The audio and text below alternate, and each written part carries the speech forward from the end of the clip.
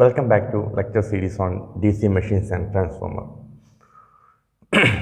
In today's class, we are discussing about EMF equation of a DC generator. EMF equation is the equation that we are using to find the EMF developed by a generator. What is EMF? EMF is nothing but its output voltage. A generator will convert mechanical energy into electrical energy. We all know that. And we want to find the net output value of that electrical output or EMF, electromotive force or voltage that produced by generator.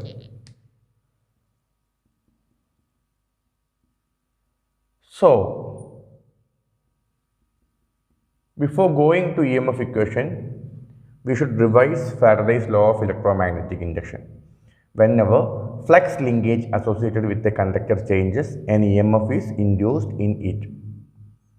Whenever flux linkage associated with a conductor changes, an EMF is induced in it. I know all of you know this definition, but there is one more mathematical formula.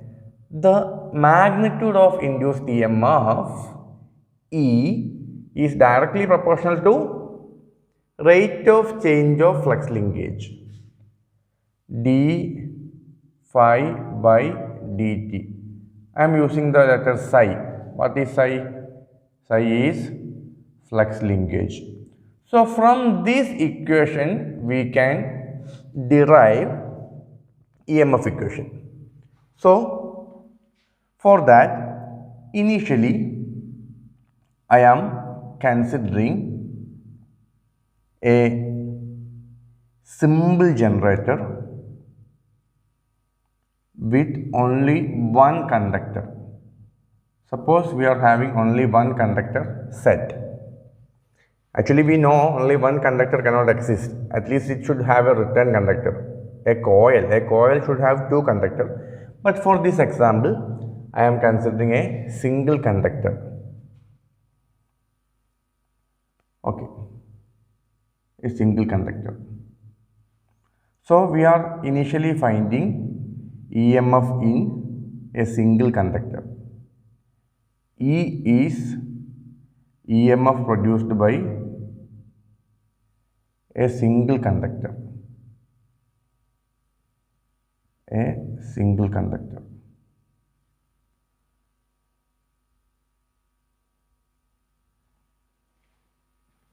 Suppose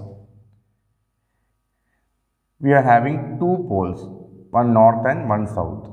These poles are giving a flux from north to south. The value of flux can be denoted as phi. Flux linkage is psi. Both are different. So now I am converting the flux phi to flux linkage psi. So let us think a case that the conductor is initially in this position and I want to rotate the conductor 360 degree. What do you mean by 360 degree? I want to make the conductor complete a one full rotation. That is, it should start from this position and rotate and come back to this position. That is 360 degree. Okay. So a conductor completes one rotation. I don't know what is the time taken for that. One rotation at a time dt. dt is a small time. We know that the conductor will complete its rotation in a small time. So that time is taken as this dt. And corresponding d phi we should find. So d psi is equal to, what will be the flux linkage? Initially it will be starting from this point and this pole is giving a flux phi. So, when it completes the north pole at 180 degree, it will complete the entire north pole and it will reach here. At that time, it will links one flux. Links means it will cut. It will pass through that flux. So, flux linkage will be phi. And after 180 to 360, it will again pass through the other pole, south pole. So, it will again link another flux phi. So, what will be the sum? Total flux linkage d phi will be 2 into phi. 2 into flux d psi will be 2 into the flux of each pole. So, generally in our example,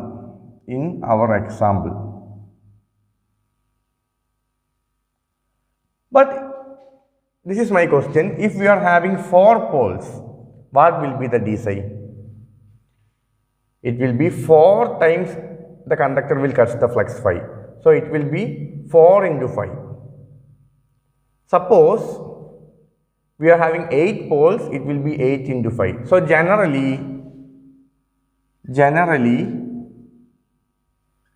flux linkage, change in flux linkage d phi will be given by number of pole into flux of each pole, p phi. Now, I want to find the dt. What will be the small time that taken to complete one full cycle of rotation? So, I want to find dt. So, for that, I have to think about the speed of rotation. That is, how many rotation per minute for this conductor, what will be its specified speed? N is speed of conductor or rotor. In RPM, what is RPM? Rotations per minute. So, N is some speed, it may be 500,000, something, I don't know. But N is a speed, that much rotations it can complete in 1 minute. Suppose N is 1000 RPM, what does it mean? In 1 minute, the rotor or this conductor can rotate 1000 times. So, in 60 seconds,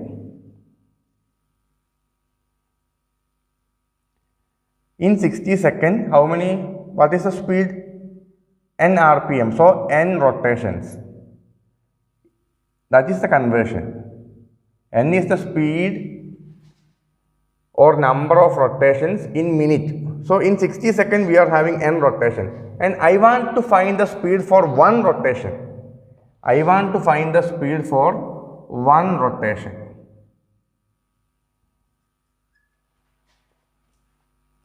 That will be 60 by N second, just a cross multiplication. So, for one rotation,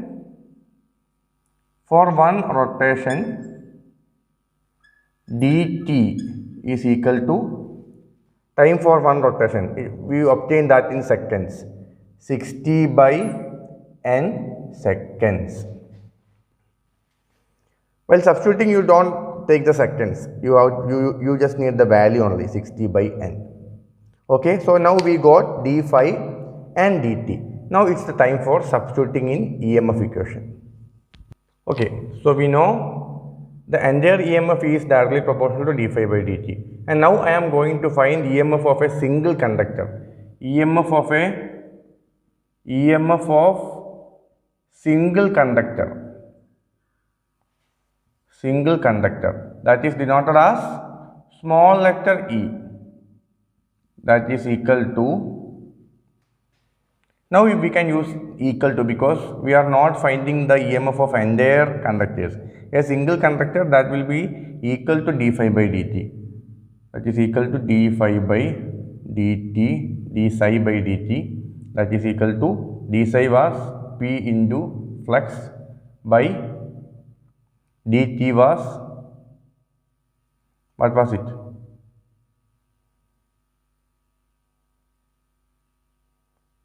n, sorry, 60 by n. So if you are doing some arrangement, it will become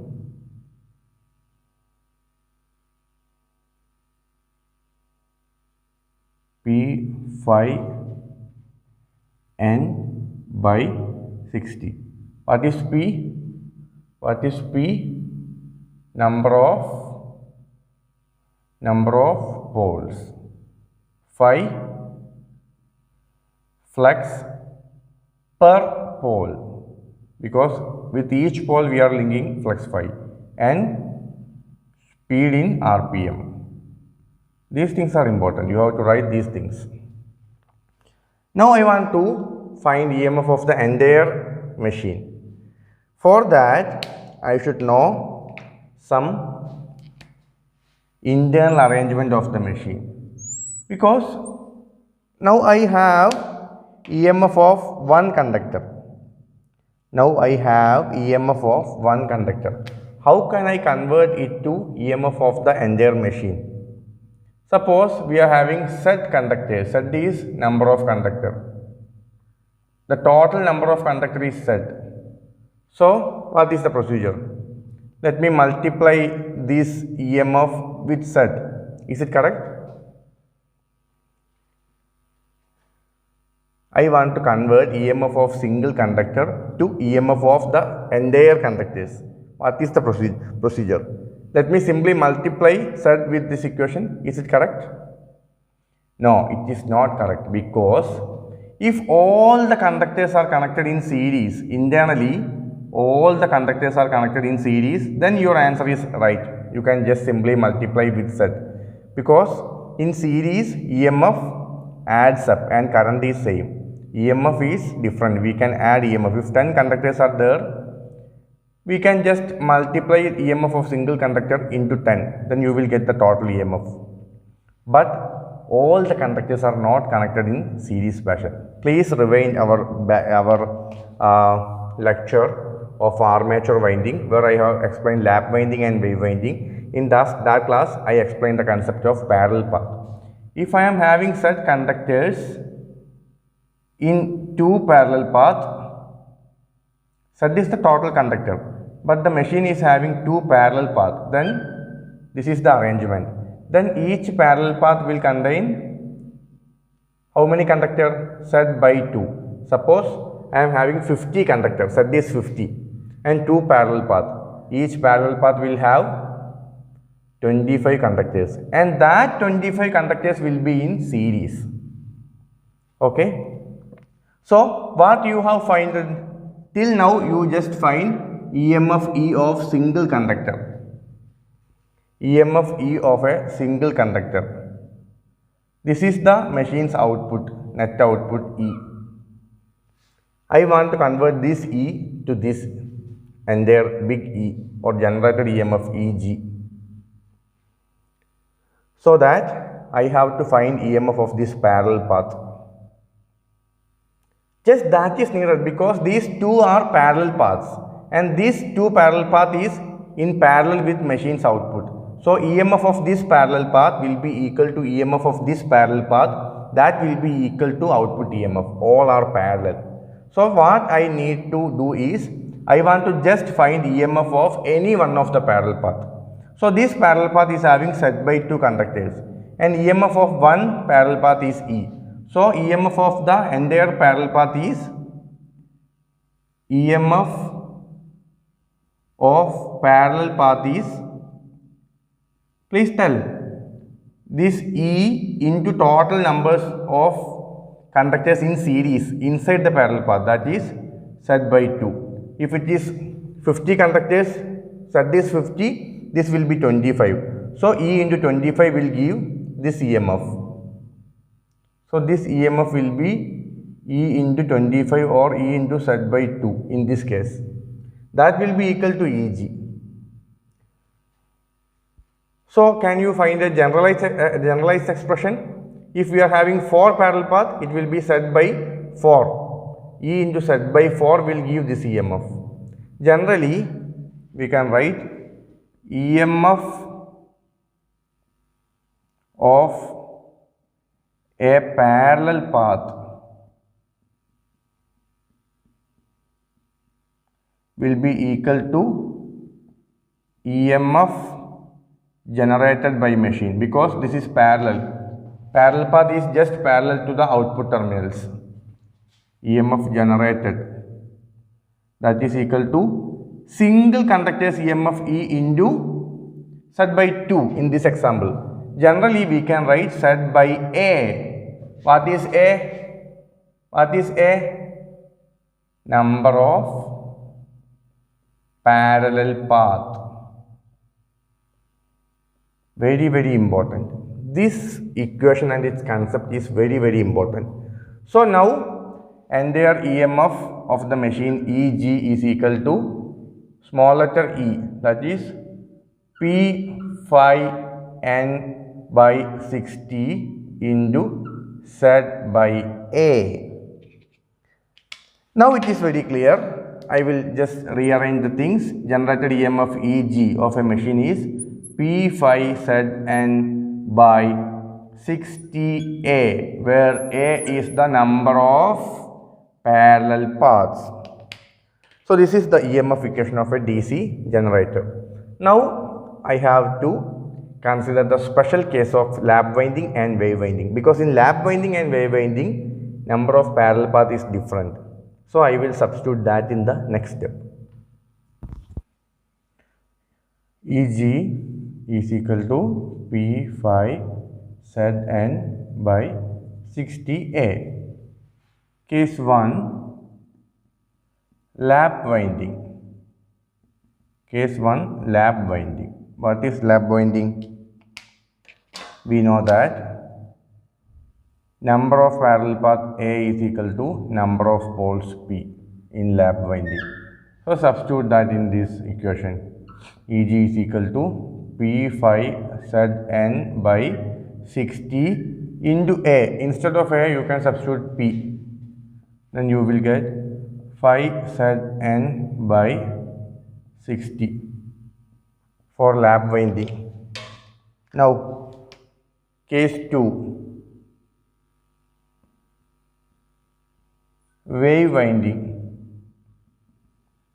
Case 2, wave winding. What is the peculiarity of wave winding? Number of parallel path A is always equal to 2. A is always equal to 2. So EG is equal to P phi Z n by 60 into, instead of A you can substitute 2. Then you will get P phi Z n by 120 in case of wave. This is the deductions of equations by assuming the condition for lap winding and wave winding. So this is EMF equation. It is very useful in solving problems. So you have to by heart this equation, and also you have to learn the derivation. Derivation is also important. It is there in the many of previous question papers. So hope you all enjoyed this video. We'll meet in the next class. Thank you.